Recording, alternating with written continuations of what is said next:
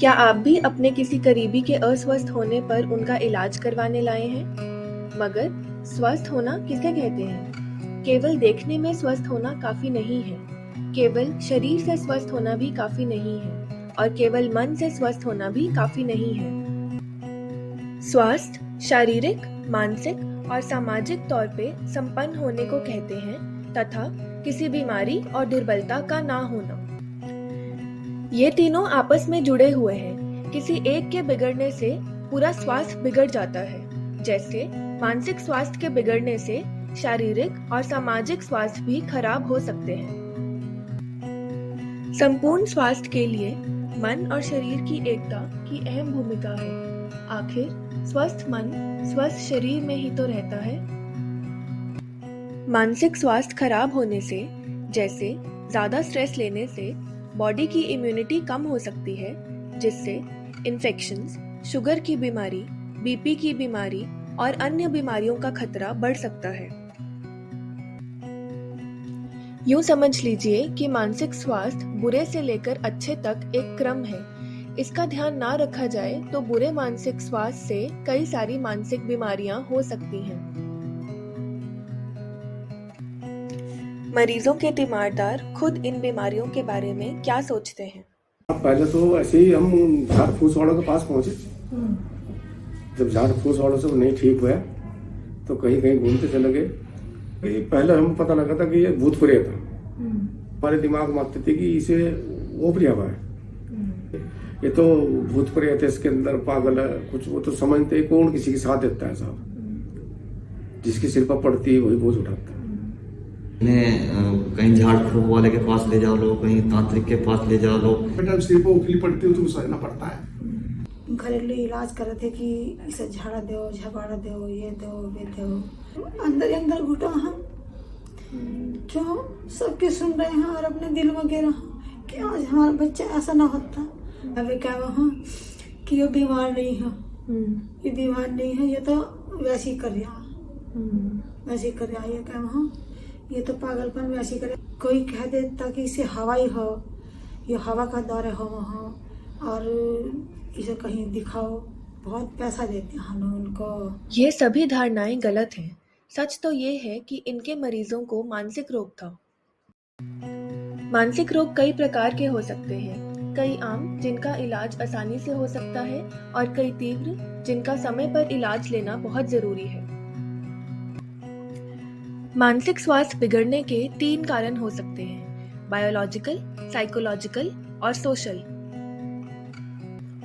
Biological जैसे दिमाग में केमिकल्स या न्यूरोट्रांसमीटर्स का इम्बैलेंस, कोई हेरिडिटरी यानी आनुवांशिक बीमारी होना, कोई अन्य शारीरिक बीमारी होना, मेटाबॉलिक बीमारियां जैसे शुगर, थायराइड आदि, कुछ दवाइयों के साइड इफेक्ट्स जैसे कि स्टीरॉइड्स और नशे का सेवन करना।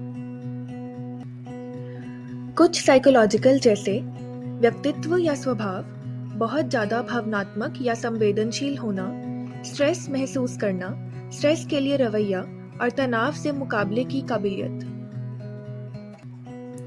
कुछ सामाजिक कारण जैसे रहन सहन, बहुतियत में स्ट्रेस होना, ड्रग्स का इस्तेमाल करना, आर्थिक परिस्थितियां व आपसी संबंध। इन सब कारकों का समय समय पर आपस में अनुपात बदलता रहता है। इनके इम्बैलेंस से मनोरोग की बीमारी की शुरुआत हो सकती है। मनोरोग की कुछ बीमारियां बहुत कॉमन हैं, मगर फिर भी बहुत से लोगों में ये अनडायग्नोज्ड रहती हैं। इंडिया में हर 7 में से 1 व्यक्ति को मानसिक रोग है। यानी हमारे देश की लगभग 20 करोड़ पॉपुलेशन को कोई ना कोई मानसिक रोग है, जिसमें से 3% को साइकोसिस, 23% को डिप्रेशन और बाकी 74% को कोई ना कोई अन्य मानसिक रोग है। दुख की बात है कि हमारे देश में हर 10 मानसिक रोगियों में से सिर्फ 2 लोगों को ट्रीटमेंट मिल रहा है। इस ट्रीटमेंट गैप के बहुत से कारण हैं।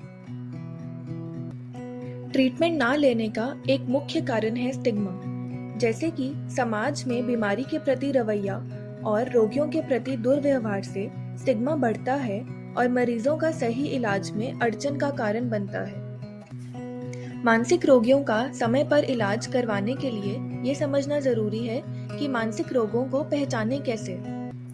इनकी पहचान करना कई बार कठिन हो जाता है क्योंकि कुछ बीमारियां सिर्फ मरीजों को अंदर से परेशान करती हैं और दूसरों को दिखाई नहीं देती, जैसे कि डिप्रेशन।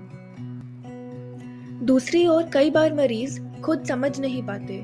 बीमारियां आसपास वाले ऑब्जर्व करके ही समझते हैं, जैसे मेनिया, बाइपोलर और साइकोसिस की बीमारियां। आइए मरीज के तीमारदारों से इन बीमारियों के लक्षणों के बारे में जानते हैं। हरकत करते थे ऐसी, वो रोने लगते थे, घबराहट होती थी उन्हें, जैसे ड्यूटी जाते थे तो उनके हाथों पैरों में कपकपाहटपन रहता था, तो और वो रोने ज़्यादा लग जाते थे। विचार कहते थे कि मुझे मतलब जीना नहीं अब, और मेरी ज़िंदगी ख़त्म होगी बिल्कुल। घर पर रहते थे तो वो कहीं भी लेट जाते थे, रोने लगते थे। जमीन पर लेटना शुरू कर दिया और रोना चिल्लाना कर दिया। अब हमने सोचा पता नहीं क्या बात है, समझाई बुझाई, कुछ नहीं मान लिया। ये रात भर सोने नहीं देती थी, ना अपना आप सोती थी, ना मैं कहीं मजदूरी करने देती थी, न कहीं जाने देती थी। ये सब कभी हम बांध कर रखना पड़ता था, कभी कभी भाग जाती, कभी कुछ करने लगी थी, कभी खिड़की तोड़, दरवाजा तोड़। यहाँ तक कि 22 दफा जो है हमारा खाना फेंक देती, अपना भी खाना फेंक देती। कभी कभी बाहर जो है नंगना अवस्था में भाग जाती थी। ये बोलता बोलता बंद नहीं होता, जब इसके दिमाग में गर्मी आ हो, बोलता बोलता बंद नहीं होता। लड़ने मरने को तैयार हो रहा, किसी को समझ नहीं रहा है क्या है क्या नहीं, किसी को समझता नहीं, डॉक्टर को नहीं समझ रहा है, स्टाफ को नहीं समझ रहा है, जो मर्जी आ रहा है उल्टा सुल्टा बोल रहा है। जैसा कि आपने सुना, मानसिक बीमारियां रोगी के व्यवहार, भावना और विचारों पर असर करती है, जिससे अलग अलग तरह के लक्षण सामने आते हैं। मानसिक रोगों के इलाज में समय के साथ बहुत प्रगति हुई है। 18वीं सदी से पहले इनके इलाज के लिए विज्ञान के पास बहुत कम जानकारी थी। सही इलाज ना पता होने की वजह से मानसिक रोगियों को अक्सर जेल में या पागल खाने में भर्ती कर दिया जाता था।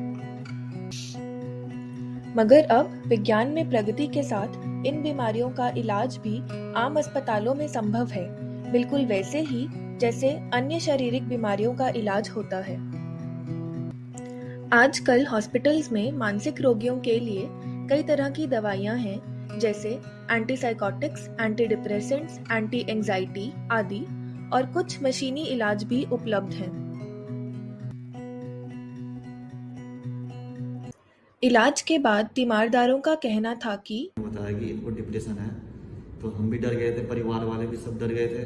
तो लेकिन डॉक्टरों ने हमें विश्वास दिलाया कोई नहीं, टाइम लगेगा लेकिन धीरे धीरे सही हो जाएंगे। पापा को हुआ तो हमें पता लगा कि इसका भी इलाज संभव है अगर आप अच्छी जगह जाओगे हॉस्पिटल में। जो उनका रोना धोना था वो सही है बिल्कुल, और शरीर में इनके ताकत है पहले से ज़्यादा। कि हमारे आस पड़ोस वाले सब सहयोग कर रहे थे कि इन्हें अच्छी जगह दिखाओ। नहीं, झाड़ फूस वाले का कोई फायदा नहीं, वो तो ऐसे ही खाना पूर्ति करते थे, बस अपने पैसे ठगने वाली बात करते थे। तब हमने फिर डॉक्टरी इलाज किया। जब अपने बच्चे की हम ही जिम्मेदारी नहीं लेने गए तो कौन लेगा। कई बार मानसिक रोगियों के साथ रहना कठिन हो जाता है। ऐसे में आपको अपने मानसिक स्वास्थ्य का ध्यान रखना बहुत जरूरी है। समाज के अजागरूक लोगों के द्वारा बोली हुई बातों को अपने ऊपर ना लें। आपको और मरीज को समाज में किसी से छुपने की जरूरत नहीं है। आपको तांत्रिक विद्या में नहीं, डॉक्टर पे विश्वास रखना है और दवाइयाँ लगातार चलानी है। मानसिक रोगों के बारे में अपने आसपास वालों को भी जागरूक करें। मरीजों के साथ हमेशा मान सम्मान से बात करें। पूरे परिवार में पॉजिटिव सोच बना के रखें। मरीजों के ख्याल रखने वाले हम सभी को ये सलाह देते हैं कि ऐसे मरीज के साथ में अपना जो है शांतिपूर्वक उनके साथ बात करो, उन्हें बदतमीजी न करो, सीधे वातावरण में उनसे भाईचारे में बात करो। हाँ, इलाज करने से ठीक होगी। कितनी हिम्मत है हमारी, अब हम इसको भी ध्यान बता रहे हैं, इसकी भी हिम्मत बांध रहे हैं और पैसा भी लगा रहे हैं और अपनी हिम्मत भी रख रहे हैं। अपने बच्चे को अच्छे प्यार से समझाए, अच्छे प्यार से सब कुछ करो, उसका किसी का दोष नहीं है। किसी की गलती नहीं, ना बाप की गलती, ना माँ की गलती। ये तो देखो रोग है, ये तो किसी को भी कुछ भी हो सकता है। अपने बच्चे को अपनी जिम्मेदारी से समझ कर डॉक्टर का इलाज करो, उसे दिखाएं, उसे उसकी हिम्मत बढ़ाएं। किसी को तकलीफ है इस तरह का, उसके सहानुभूति भी जितना हो सकता है, थोड़ा प्यार भी और थोड़ा उसको कंट्रोल करके ये बना मान सम्मान के साथ उसको वो सुरक्षा रहे, अपने आप ही सुरक्षा देखकर।